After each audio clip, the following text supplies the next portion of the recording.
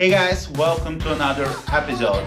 Today we're taking a look at form controls in Excel and specifically the drop-down and how we can achieve a much better and much more professional looking project in Excel by using this feature. Let's say we want to switch between different scenarios, and we've done that in previous videos with the drop-down and so on,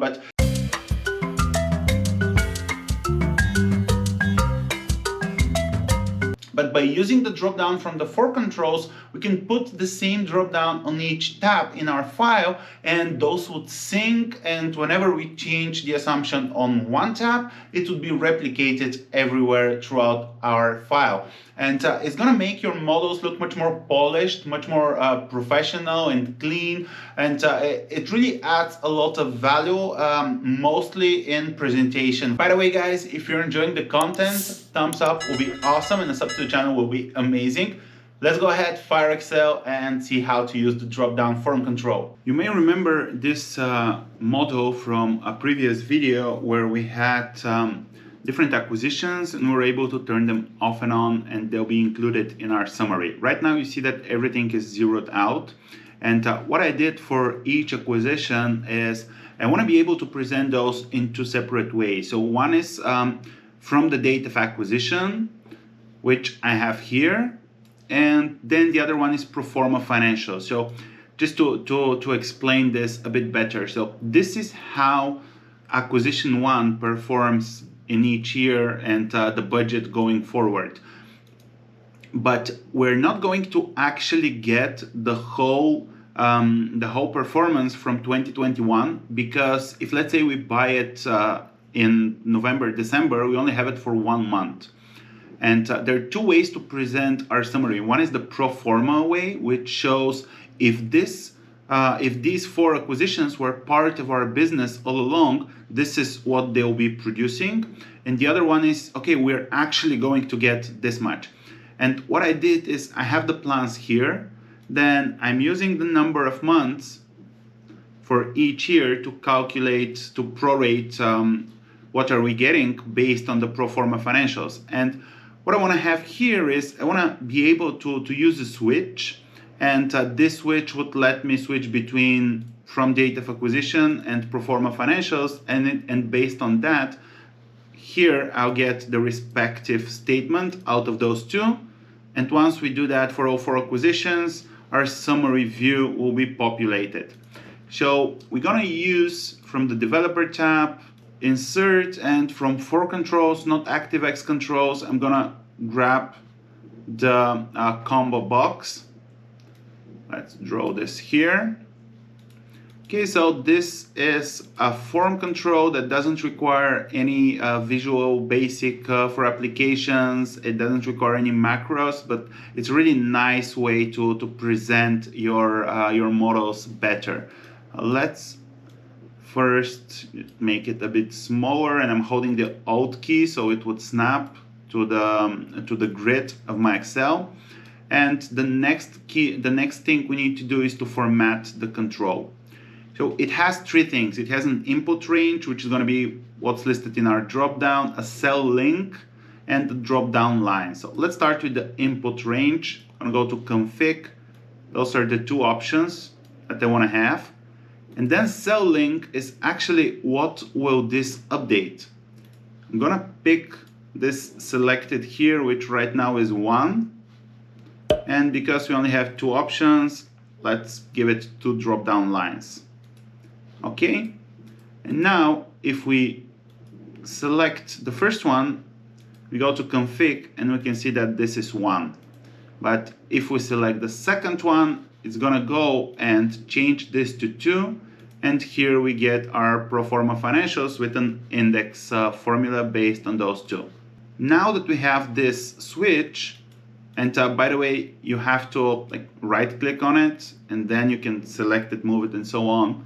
What I want to do is I want to copy it everywhere throughout my sheets, all the acquisitions, and even the config. Okay, align it a bit better. It doesn't matter, but the best part now is that if I switch here, it switches on every sheet.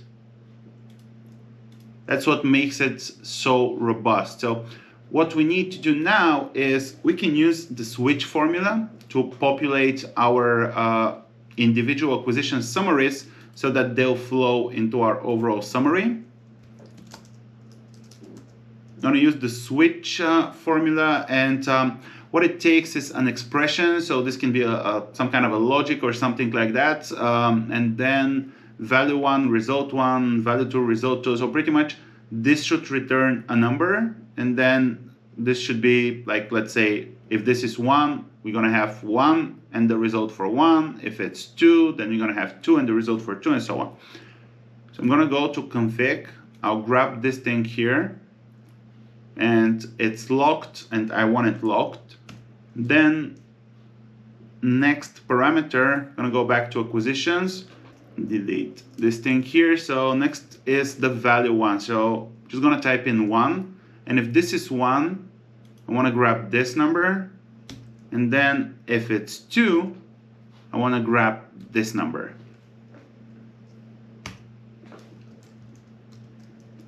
Copy this to the side, copy it down here and down here. And let's test it now. If we change that, you can see that 2021 changes, and it reflects the pro forma financials. Need to do the same thing for the other 3 sheets, and I'm actually gonna try to just leave the reference without a reference to the sheet.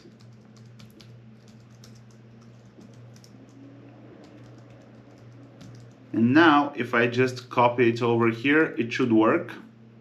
Yep, we are from date of acquisition, and you can see that we're getting 0 months here, 9 months here, because we're buying it in like end of Q1 2022, and so forth. So acquisition 3 and acquisition 4. And now whenever we change this somewhere to pro forma financials, I would also update. And we also have our summary view where we can switch off acquisitions, and we had this so we can switch them off on a year-per-year basis. But this looks much better and much cleaner. And now the best part is that, okay, we're looking at our pro forma financials, and we know that if we had all 4 acquisitions, we would have been making close to 40 million this year. But in reality, if we're looking from date of acquisition, that's how things look based on when each acquisition comes along.